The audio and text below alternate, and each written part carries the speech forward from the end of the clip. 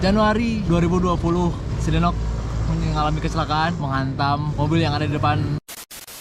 Ini kondisi si Denok masih ditutupin, mudah-mudahan bisa jalan, akinya nggak kenapa-napa. Maksudnya udah lama bilang nggak dipakai.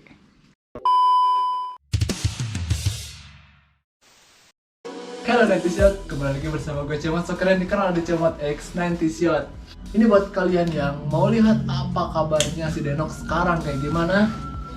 Sekarang kita bakalan review mobilnya, kita akan buka si Denok kondisinya sekarang kayak gimana. Kebetulan ini mobilnya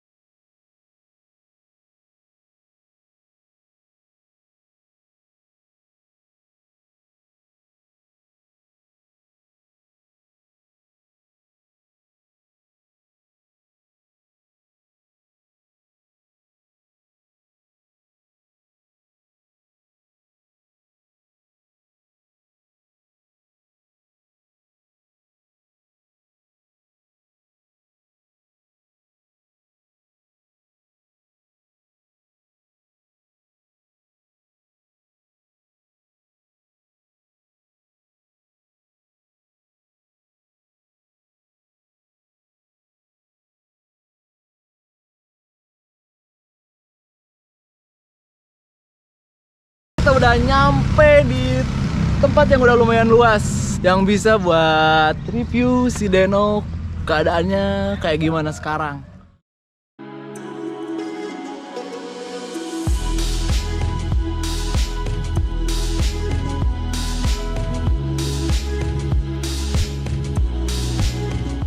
Kita mulainya dari bagian belakangnya, oke?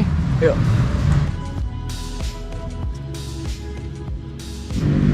Ini bagian belakang si Denok. Dan yang pertama kita bakalan roasting adalah plester ini. Sebenarnya bukan plester, ini stiker Jamnas waktu 2019 Oktober di Bandung. Tapi sampai sekarang si Cemot gak lepasin ini stiker karena ini bekas nabrak. Ini bekas nabrak tiang, tapi tiangnya gak mau ganti rugi. Jadi ya udah sendiri dan belum dibenerin sampai sekarang. Jadi ya udah tutup dulu pakai stiker untuk sementara waktu sebelum punya waktu buat benerin bumpernya.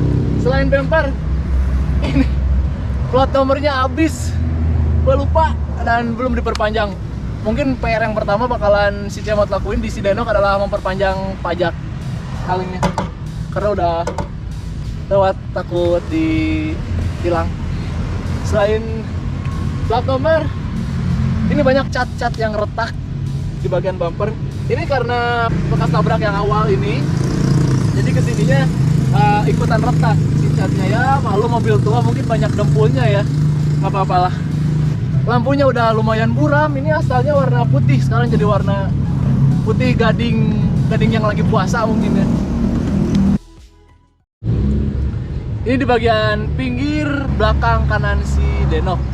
Di sini kelihatan ada dempul naik. Terus nggak tahu nih ini apaan.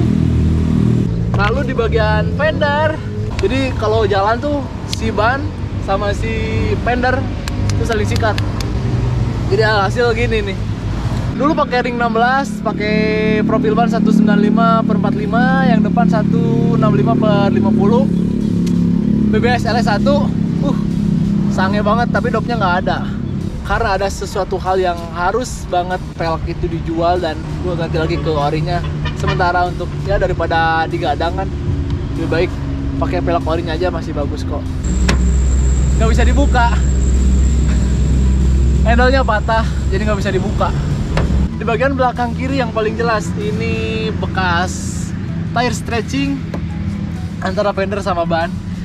Lalu ini juga sama handle, pintu belakang nggak bisa dibuka, sama patah. Ini bekas nabrak.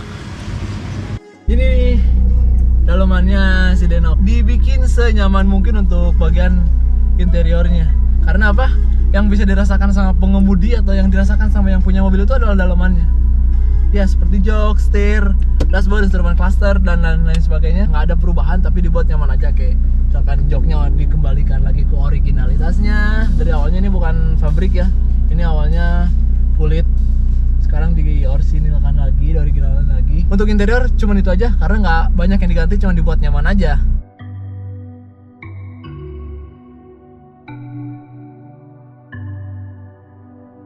Tahun yang lalu si Dano mengalami crash, kecelakaan.